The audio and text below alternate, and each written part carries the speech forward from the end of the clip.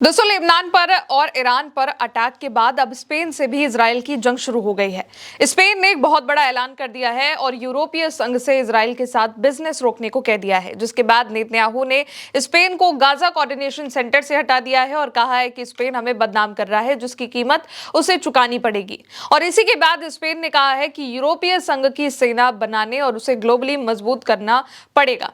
दोस्तों, सबसे पहले आप इस तस्वीर को देखिए और खबर को देखिए। स्पेन के मलागा गांव में लोगों ने नेतन्याहू का पुतला जलाया है। नेतन्याहू का करीब 7 मीटर से भी ज्यादा बड़ा पुतला लोगों ने वहां पर बनाया, उसमें आग लगाई, पटाखों से उड़ाया और तालियां बजाई और खुशी मनाई। जिस तरीके से भारत में दशहरा पर रावण दहन होता है, ठीक वैसे ही वहां पर स्पेन के लोगों ने नेतन्याहू के पुतले को जलाया है और जश्न मनाया है। स्पेन में इसे बर्निंग ऑफ द जुडास या फिर बर्निंग ऑफ इविल कहते हैं, जो वहां के एक होली वीक रस्म का हिस्सा है और इसमें लोग बुराई के प्रतीक माने जाने वाले पुतलों को जलाते हैं। इस बार उन्होंने इजराइल के प्रधानमंत्री यानी कि बेंजामिन नेतन्याहू का बड़ा सा पुतला बनाया है, उसको फूंक डाला है। और केवल यही नहीं दोस्तों, स्पेन के टीवी चैनल ने लाइव शो के बीच में बेंजामिन नेतन्याहू को मिडिल फिंगर दिखाई और गालियां दी हैं। स्पेन के खिलाफ नेतन्याहू की जो भाषा है उसको लेकर के और इजराइल के लेबनान पर हो रहे हमलों को लेकर के स्पेन ने ये गुस्सा दिखाया है और नेतन्याहू को गालियां दी, मिडिल फिंगर दिखाया, वो भी ऑन स्क्रीन ऑन एयर।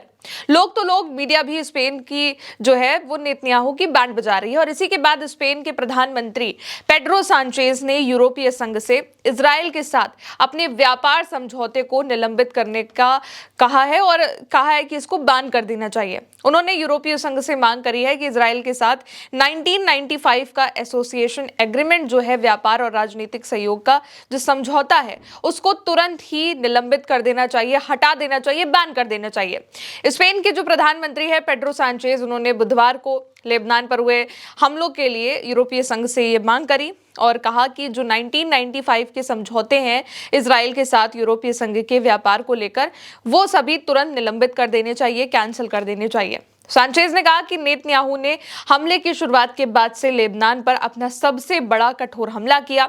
उन्होंने कहा कि ये इजराइल की सबसे बड़ी गलती है और इंटरनेशनल रूल को तोड़ना है, क्योंकि इजराइल सीज फायर का भी उल्लंघन कर रहा है। कहा कि इस पर तुरंत एक्शन लिया जाना चाहिए और इसीलिए यूरोपीय संघ को इजराइल के साथ अपने सारे समझौतों को भी तुरंत ही कैंसिल कर देना चाहिए। असल में दोस्तों, इजराइल ने ईरान पर तो अटैक करना रोक दिया है, लेकिन पूरे लेबनान में इजराइल ने तबाही मचाई हुई है। आधे से भी ज्यादा गांव के गांव इजराइल ने खत्म कर दिए हैं, हजारों लोग मारे जा रहे हैं और कई बेघर हो चुके हैं। जबकि ईरान अमेरिका के बीच जो सीज फायर हुआ है उसमें इस बात का जिक्र था कि लेबनान पर हो रहे हमलों को भी इस सीज फायर में रोका जाएगा, पर ऐसा हुआ कुछ नहीं और इसीलिए स्पेन ने इजराइल को लताड़ लगानी शुरू कर दी है। स्पेन के प्रधानमंत्री पेड्रो सांचेज ने कहा है कि लेबनान को युद्ध विराम का हिस्सा होना चाहिए और ऐसे हमले के लिए अंतर्राष्ट्रीय समुदाय को अंतर्राष्ट्रीय कानून को उल्लंघन की निंदा करनी चाहिए। यानी कि वो दुनिया भर के नेताओं से भी बात कह रहे हैं, यूएन से स्पेशली कह रहे हैं कि इजराइल के खिलाफ यूएन को तुरंत एक्शन लिया जाना चाहिए, क्योंकि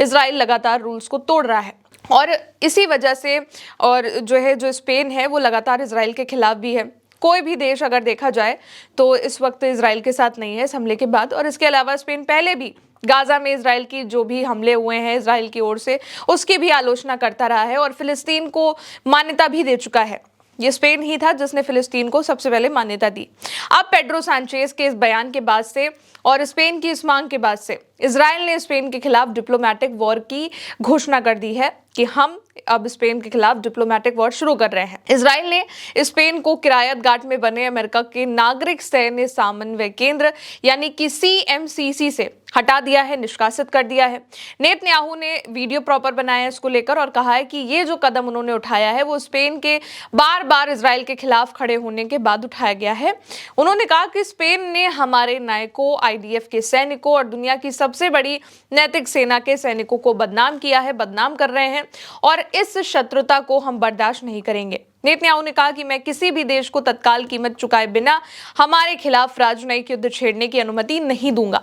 इजराइल के सपोर्ट में और अमेरिका के सपोर्ट में इस वॉर में स्पेन दोस्तों शुरू से नहीं रहा है, इसलिए नेतन्याहू ने स्पेन पर इजराइल के खिलाफ राजनीतिक युद्ध छेड़ने का ये आरोप लगाया है। और गाजा की निगरानी के लिए जो समन्वय केंद्र बना था उसकी मैग्नेट की भागीदारी पर और स्पेन की रोक लगा दी है, स्पेन को इससे हटा दिया गया है। अब इसके बाद स्पेन ने भी इजराइल को लेकर एक बार फिर बयान दिया है और क्लियर कर दिया है कि हम आपको बदनाम नहीं कर रहे हैं, बल्कि आपकी जो सच्चाई है वो दुनिया के सामने ला रहे हैं, बता रहे हैं कि कैसे आप बेवजह एक देश पर अटैक कर रहे हैं, अंतर्राष्ट्रीय कानूनों को तोड़ रहे हैं और सिविलियन एरियाज पर अटैक कर रहे हैं, बच्चों को मार रहे हैं, औरतों को मार रहे हैं, बुजुर्गों को मार रहे हैं, आम नागरिकों को मार रहे हैं। और यहाँ स्पेन ने केवल समझाया नहीं है बल्कि वार्निंग भी दी है कि जवाबदेही तय है और कहा कि इजरायली नेताओं को अंतर्राष्ट्रीय आपराधिक न्यायालय में न्याय का सामना करना पड़ेगा, यानी कि नेतन्याहू के जेल जाने को लेकर भी उन्होंने इस बात को बोल दिया है कि अगर ये होता है, अंतर्राष्ट्रीय न्यायालय में इस पर चर्चा होती है, इस केस को लाया जाता है, तो नेतन्याहू को इसके लिए तैयार रहना होगा। इसके अलावा एक और जो बड़ी खबर है वो ये है कि स्पेन के प्रधानमंत्री पेड्रो सांचेज ने यूरोपीय संघ में से संयुक्त सेना को और मजबूत करने के लिए कहा है ताकि ग्लोबली इसका असर हो। सांचेज ने कहा है कि यूरोप को और ज्यादा एकता और महत्वाकांक्षा के साथ काम करना चाहिए और यह भी तर्क दिया कि एक मजबूत यूरोपीय रक्षा ढांचा बनाना चाहिए जिसमें संयुक्त सेना, जो यूरोपीय संघ की सेना है, उसको और ज्यादा मजबूत करना चाहिए और सुरक्षा और अंतर्राष्ट्रीय मामलों में इसके प्रभाव को लाना चाहिए कि इसका भी प्रभाव दुनिया में पड़े। साथ ही पेड्रो सांचेज ने इस बात पर भी जोर दिया है कि यूरोप की भूमिका केवल सैन्य शक्ति तक भी सीमित नहीं होनी चाहिए बल्कि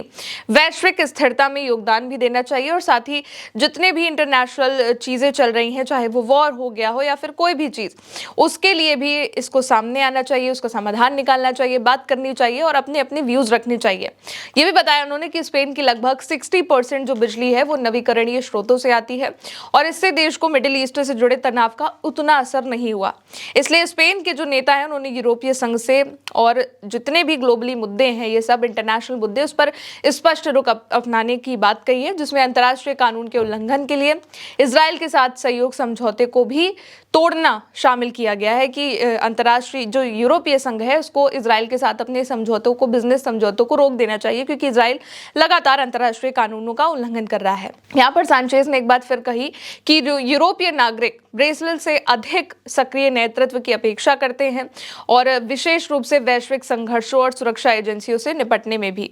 अब दोस्तों, एक तरफ स्पेन जो है वो यूरोपीय संघ से अपनी आर्मी को बढ़ाने की बात यहाँ पर कर रहा है, जो बहुत ही सरल भाषा में आपको बताती हूँ। वो ये कह रहा है कि जो यूरोपीय संघ की आर्मी है उसको और भी ज्यादा मजबूत करना चाहिए, आगे बढ़ाकर लाना चाहिए ताकि दुनिया भी इससे काम ले सके और जितने भी ग्लोबली मुद्दे होते हैं, ग्लोबली लड़ाई होती है, इंटरनेशनल वॉर हो सकती है, उसमें भी अपना ये सपोर्ट दे सके। दूसरी तरफ नेतन्याहू ने डिप्लोमेटिक वॉर स्पेन के खिलाफ छेड़ने की बात कही है और सबसे बड़ी जो खबर है वो ये है कि स्पेन इस युद्ध में लगातार इजराइल के खिलाफ ही रहा है, अमेरिका के खिलाफ भी रहा है। स्पेन शुरू से ईरान का सपोर्ट कर रहा है, सीजफायर में भी सपोर्ट कर रहा है। यहाँ तक अमेरिका ने जब स्पेन से मदद मांगी थी ईरान के खिलाफ, तब भी स्पेन ने स्पष्ट तौर पर मना कर दिया था और ये तक कह दिया था कि हम आपके साथ गली के नुक्कड़ तक नहीं जाएंगे। वॉर की बात तो बहुत दूर की हो गई और अभी भी स्पेन ईरान के साथ में है, फुल सपोर्ट में है, क्योंकि लेबनान पर जो अटैक हो रहा है उसको लेकर भी लगातार स्पेन अपनी बात कर रहा है। अब फिर से स्पेन ने इजराइल को लताड़ इसीलिए लगा दी है जिस वजह से नेतन्याहू इतना बौखलाए हुए हैं कि स्पेन को उन्होंने गाजा कोऑर्डिनेशन सेंटर से भी रिमूव कर दिया है, क्योंकि फिलिस्तीन को स्पेन मान्यता दे चुका है एक देश के रूप में, जो कि इजराइल बर्दाश्त नहीं कर पा रहा है। फिलहाल दोस्तों, मेरे साथ इस खबर में इतना ही। मेरा नाम है गौरी, देखते रहिए उल्टा चश्मा यूसी। शुक्रिया।